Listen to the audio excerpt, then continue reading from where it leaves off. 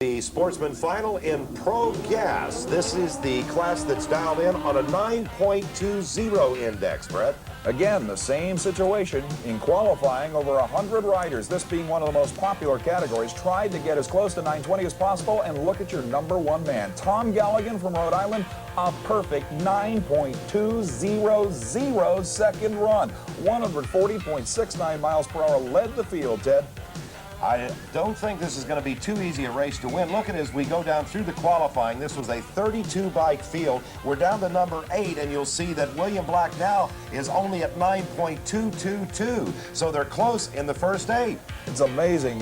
22 thousandths of a second behind the number 1 qualifier, and you only get the number 8 qualifying position. Look all the way through number 12. It's still the same. 500ths of a second behind the number 1 man. Mike Knuths is sitting in the 12th spot. And it's like that throughout this 32-bike field. Ted, the top 16 within 62 thousandths of a second. I was just going to comment, Brett, that Charles Moore with a 926, only 600ths of a second away. So it's very close. Let's see what happens now. Let's look at the qualifying on through number 32 and see if we get much spread. Doesn't change that much. Even 20th is only 800ths of a second off the number 1 spot. And because the only requirement in these heads-up classes is to run that number, to run that performance standard, we see all different kinds of motorcycles in these heads-up sportsman divisions. Everything from turbocharged bikes on. I think that's evidence. If you look at the miles per hour they're turning, you can see the turbocharged bike. That turbocharger really starts making horsepower. Look at the number 22 qualifier at 144 miles per hour. We saw one at 145. There it comes on the screen, number 25. You can actually tell who's running the turbocharger. That's true, and this class also includes a lot of carbureted, gas-burning street bikes, a lot of bikes with nitrous oxide injection, like the top sportsman drag racing machines that are so popular. It's anything goes in these heads-up categories as long as your machine can run 9.20 seconds. And barely making the field, John Lippy in the number 32 spot at 9.46. Now stand by for some shocking news, Brett. Guess who's in the final?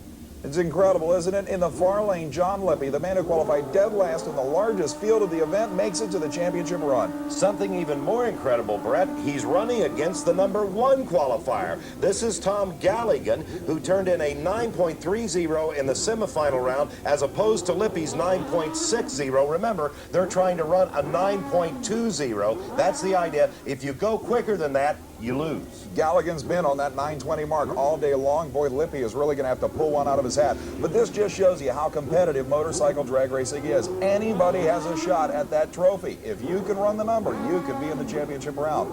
Lippy probably is going to try and get a really good hole shot or great reaction time against Galligan. He has never run that 920 figure. I don't know if he's capable of going that quick. Boy, it's going to be interesting to see if he can even turn close to that mark. And like you said, you called it right, Ted, he's going to have to hope for the hole shot to get around the number 1 man.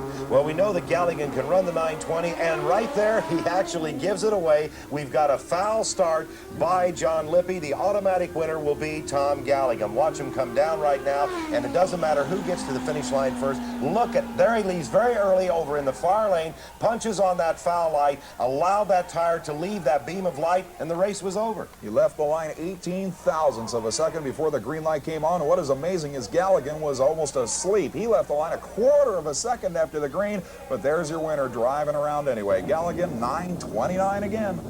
IHRA motorcycle drag racing action will continue on ESPN after this. Get ready.